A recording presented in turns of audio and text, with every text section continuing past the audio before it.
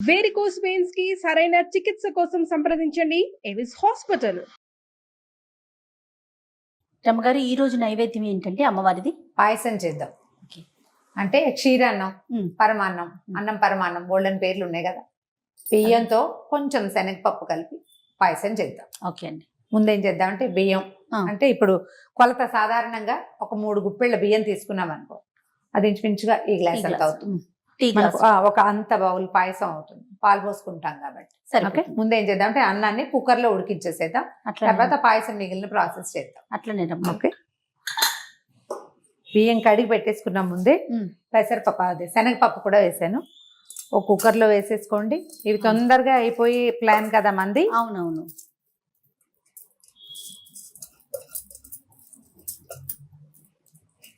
మామూలుగా అయితే బాగా 1కి 5-6 నీళ్లు పోస్తే బాగుంటుంది.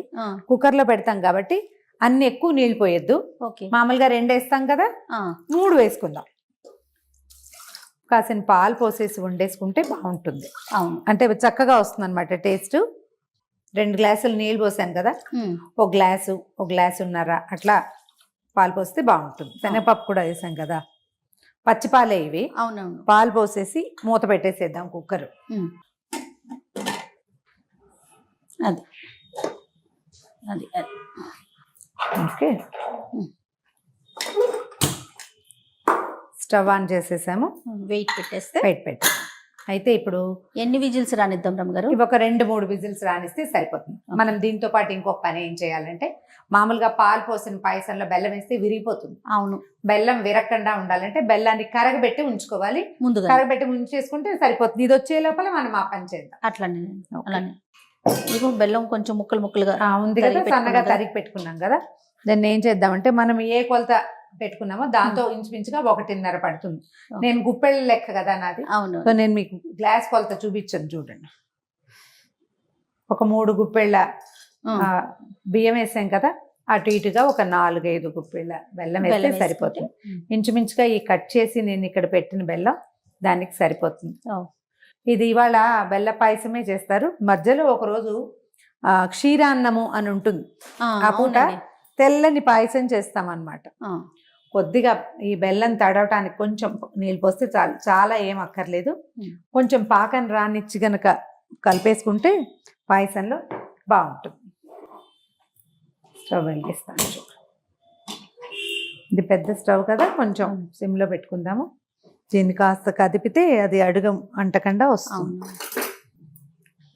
మనం సన్నగా తరిగేసుకుంటే మనకి ఇంకొక అనుమానం ఏంటంటే, ఇది ఇప్పుడు మనం సన్నగా తరిగిన బెల్లం కుక్కర్లో వండిన అన్నంలో వేసుకోవచ్చు చివరికి, కానీ బెల్లంలో ఒకవేళ ఇసుక ఉంటే. అవునండి, ఇప్పుడు ఇసుక లేని బెల్లం రావట్లేదు కదా, అందుకని కాస్త బెల్లం కరగబెట్టుకుంటే అనుమానం ఉండదు. కసకసలాడము అలా లేకుండా అవుతుంది. కరగబెట్టేసుకోవాలి. 2 ఎట్ ఏ టైం సైమల్టేనియస్ గా అయిపోతాయి, ఏమి ఇబ్బంది లేదు. బెల్లం కరిగాక జీడిపప్పులు కిస్మిస్లు వేయించి పెట్టేసుకుందాం. ఈ మూత తీయటం ఏమిటి, మిగిలిన పని అయిపోతుంది. అయితే మనం ఇది క్షీరాన్నం కదా చేసేది, కొంచెం పాలు తక్కువ పోసాం కదా. దాన్ని ఏం చేయాలంటే, కుక్కర్ రాగానే మళ్ళీ కాగిన పాలు పోసి కొద్దిసేపు అన్నం ఉడకనిస్తే ఏమవుతుందంటే కొంచెం మృదువుగా అవుతుంది.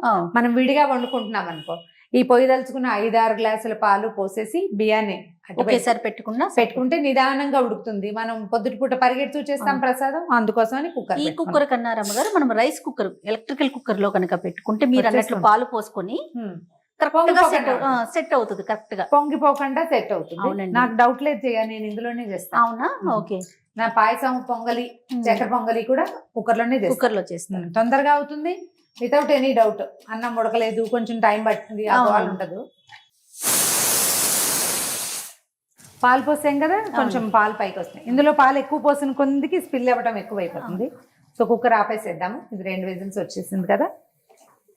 బెల్లం కూడా కరిగిపోయింది రమ్మగారు. బెల్లం కూడా కరిగింది. కొంచెం గుత్తలాడినిచ్చి మనం ఇది మూత తీసే టైం కదా ఆపేసేద్దాం. అట్లా ఈ లోపల ఏమవుతుంది, కొంచెం నీళ్ళు ఎక్కువ పోసాం కదా, ఇసుకుందని అనుమానంతో. అవునవును. కాస్త బెల్లం కొంచెం చిక్కబడుతుంది. దీనికి పాయసానికి తీగ పాకం రావక్కర్లా. చక్కెర పొంగలికి తీగ పాకం వచ్చిన పాకం చాలా ఎక్సలెంట్ గా కుదురుతుంది. దీనికి బెల్లం గట్టిగా కరిగి కొంచెం చిన్న చిక్కదనం వస్తే సరిపోతుంది. అలా పాకం పూర్తిగా కరిగిపోయింది, చిక్కబడిపోయింది. మనం ఏం చేద్దామంటే దీన్ని కొంచెం వడబోసేసి పెట్టుకుందాము. అలానే.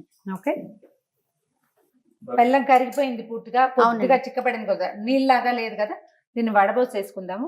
ఇందులో అనుమానం ఏంటంటే మనకి ఇసుక ఏవైనా రాళ్ళు లాంటివి ఉండొచ్చు, ఖచ్చితంగా కరగబెట్టి పెట్టుకుంటే. అదిగోండి కనిపిస్తుంది కదా. అవును రమ్మగారు. అది పెట్టేసేది. ఈ లోపల మనం ఇంకో పని ఏం చేద్దామంటే, ఈ కుక్కర్ వచ్చి మనం బెల్లం కలిపే లోపల జీడిపప్పులు వేయించేసి. అలానే ఇది పెద్ద స్టవ్ ఉంది. ఓకే, నీ పక్కనే నెయ్యి ఉంది, వేయి చేయాలి దీంట్లో కొంచెం.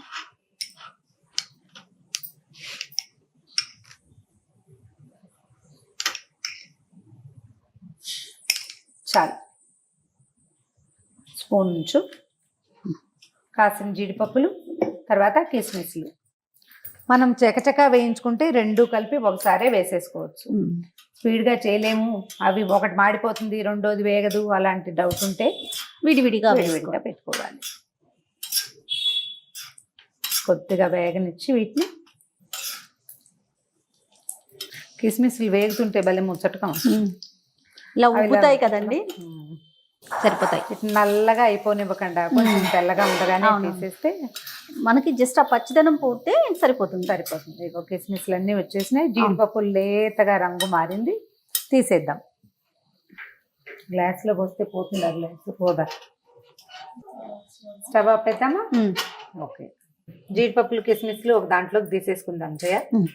అవి చల్లారుతాయి. ఈ లోపల మన కుక్కర్ వచ్చిందేమో చూద్దాం. అలానే అయిపోయిందండి, కుక్కర్ వచ్చేసింది.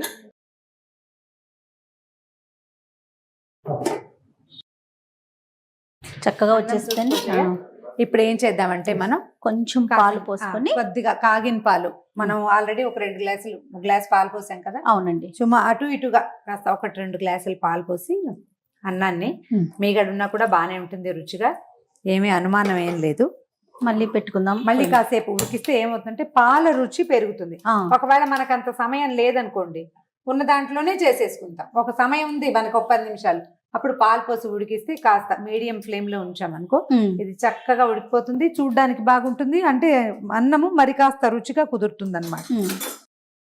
ఇది అడుగంటలేదు, మెతుకు చక్కగా వచ్చింది చూసావా, విడివిడిగా ఉంది చక్కగా. ఇప్పుడు పాలు పోసి ఉడికిస్తే ఇది సరిపోతుంది. శనగపప్పు కూడా ఉడికిపోయింది కుక్కర్ లో ఉడకకుండా ఏమవుతుంది.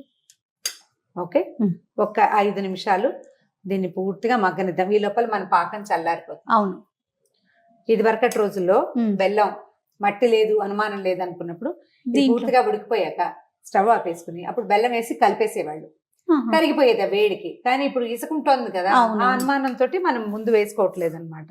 ఇప్పుడు ఇందులోనే బెల్లం వేసి ఉడికిస్తే ఖచ్చితంగా విరిగిపోతుంది. అవును, విరగకుండా ఉండాలంటే ఇది పద్ధతి. చూడు, మనం 3 గుప్పెళ్ళ బియ్యం, ఒక బుజ్జి గ్లాసు, చూడండి ఎంత అయిందో. ఇందులో మళ్ళీ మనం బెల్లం పాకం కూడా వేస్తే ఇంకా కొంచెం వస్తుంది. అన్ని కలుపుతున్నాం కదా రమ్మగారు, పాలు కలుపుతున్నాం, పాకం కలుపుతున్నాం. మనకు కొంచెం పలచగా ఉండగా ఆపుకుంటేనే మంచిది. అప్పుడు ఏమవుతుంది, చల్లారాక ఇది గట్టిగా అవుతుంది. అందుకని కొంచెం పాలు ఎక్కువ పోసుకోవాలన్నమాట. చూడు, చిక్కగా వచ్చేసింది. అవును రమ్మగారు, ఈ మాత్రం కన్సిస్టెన్సీలో మనం బెల్లం వేసుకున్నా ఓకే, పాకం పోసుకున్నా ఓకే. మనం ఎలా కొంచెం మన పాకం పలచగానే ఉంటుంది, పాయసం లూజ్ గానే వస్తుంది, మధ్యాహ్నానికి గట్టిగా అయిపోతుంది అనమాట. ఇగో ఈ కన్సిస్టెన్సీలో స్టవ్ ఆపేసేద్దాం. దాన్ని కొంచెం సెటిల్ అవని, ఈ బబుల్స్ ఆగిపోయాక పాకం పోసుకుంటే సరిపోతుంది. ఈ లోపల మనం ఇంకో పని ఏం చేద్దామంటే, జీడిపప్పులు వేసేసి ఇందులో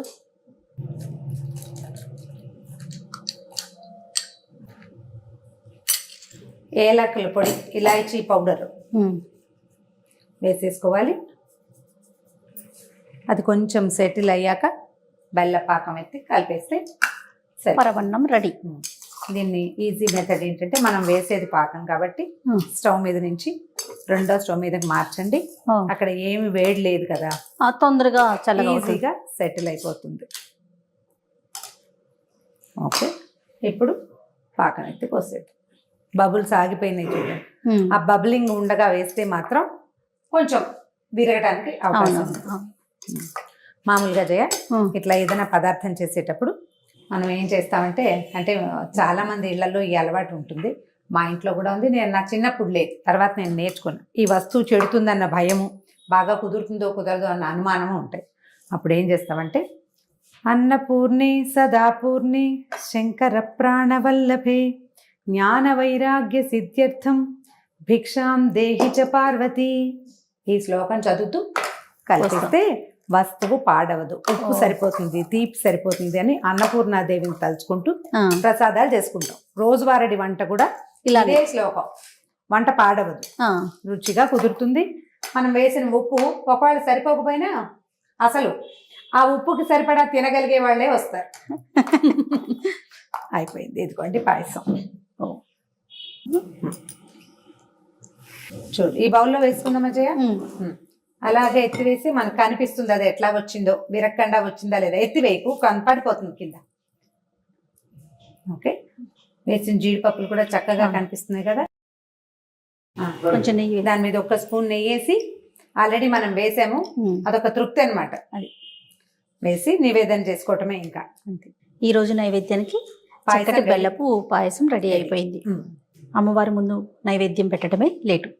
ఓకే రమ్మగారు, రేపటి నైవేద్యం తయారీ కార్యక్రమంలో మళ్ళీ కలుసుకుందామండి.